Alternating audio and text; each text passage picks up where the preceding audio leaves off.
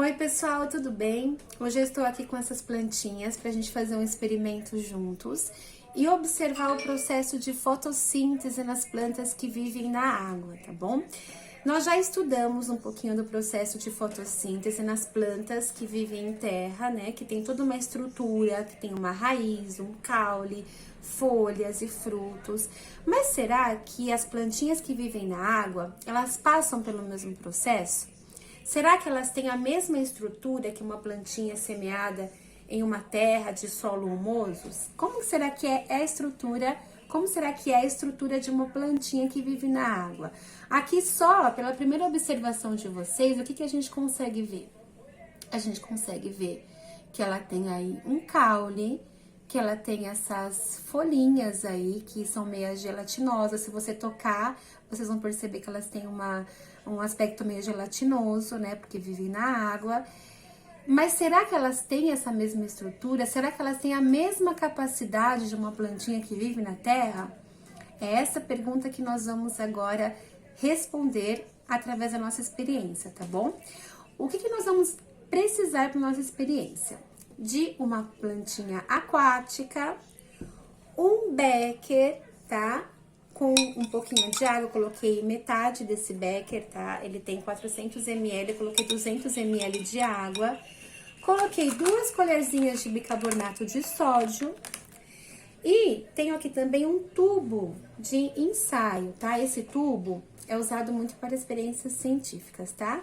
Nesse tubo, eu coloquei só um pedacinho da nossa planta aquática, tá? Para nós observarmos aí a questão também da clorofila. O que é a clorofila, gente? A clorofila é esse pigmento verde que as plantas aparentam aí nas folhas, tá? E ele é super responsável, ele é muito importante no processo de produção de alimento. Qual que é o alimento que a planta produz para ela? É a glicose, gente. E a clorofila, ela é responsável por atrair a luz solar para a planta e junto com essas outras substâncias, com as vitaminas, com gás carbônico, com sais minerais que ela vai aí atraindo, né? Que vai extraindo das raízes até as folhas. Juntando toda essa receitinha aí, todos esses ingredientes, ela consegue então produzir o seu alimento. Será que as plantas aquáticas também conseguem produzir os alimentos? Lembrando que para a produção de glicose é muito importante a questão da clorofila. Mas será que só a clorofila é importante nesse processo? Vamos entender. Então, olha só. Já misturei aqui meu bicarbonato de sódio. Também vamos precisar de uma lanterna, tá? E agora eu vou colocar um pouquinho de água natural, sem nenhuma mistura, aqui no meu tubo. Com o dedo, eu vou tampar aqui, para que a água que está já com bicarbonato não se misture ao tubo, tá? Vou deixar ela aqui fixo, tá bom? Todo mundo consegue ver aqui, uma plantinha aquática. Com a minha lanterna, eu vou iluminar a minha planta.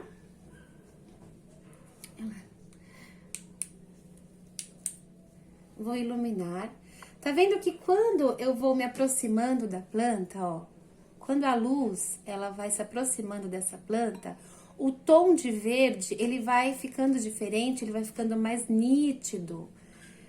Isso significa, gente, que na presença da luz solar, quando as plantas aquáticas recebem a luz solar, a clorofila também é ativada nessas plantas, olha só. Tá vendo, ó? Com a luz, o verde fica mais nítido, fica mais vivo, né? Parece, olha só que bonito. E agora, sem essa luz, tá vendo? Fica apagado, né? Então, o que isso significa? Significa que a luz solar, ela é extremamente importante nesse processo de produção de glicose. E sim, gente, as plantas aquáticas, elas conseguem produzir o seu próprio alimento, que é a glicose, através da luz solar. Então, quanto mais a luz solar, quanto mais elas recebem essa luz, mais elas vão conseguir se desenvolverem e produzirem o seu próprio alimento dentro da água, tá bom? Não aconteceu nenhuma outra reação, vocês estão observando? não aconteceu nenhum tipo de reação, mesmo com a água, mesmo estando aqui dentro de uma água com bicarbonato. O que aconteceu só foi essa ativação, né? Ativou a cor verde, né? Que isso significa que é a clorofila sendo ativada, tá? A planta conseguindo aí produzir o seu próprio alimento. E essa é a importância da luz solar nas plantas, tá? E outra conclusão que também nós podemos chegar é que as plantas que vivem na água, elas não podem ser consideradas plantas. Por quê? Elas estão em uma outra classe de seres vivos. Elas não pertencem à mesma classe de plantas. Porque uma planta, ela tem toda uma estrutura, né, gente? Ela tem as raízes, ela tem o caule, ela tem a folha, ela tem as flores. Algumas dão frutos, outras não dão, mas geralmente elas têm essa mesma estrutura, tá? E as plantas aquáticas não têm essa estrutura. Elas só conseguem mesmo se desenvolverem aí dentro da água a partir também da luz solar que elas recebem e produzir o seu próprio alimento, tá bom? Espero que vocês tenham gostado dessa experiência, tá? Lembrando que essa experiência é só para vocês acompanharem e registrarem aí as ideias de vocês na apostila de ciências. Seguindo esse vídeo, eu vou compartilhar um texto falando sobre as algas, tá? Como elas vivem, qual é o processo aí, só pra gente fixar bem essa questão das algas e dessa diferenciação entre plantas em terra e plantas na água, tá bom? Espero que vocês tenham gostado, pessoal. Um beijo e até a próxima aula. Tchau!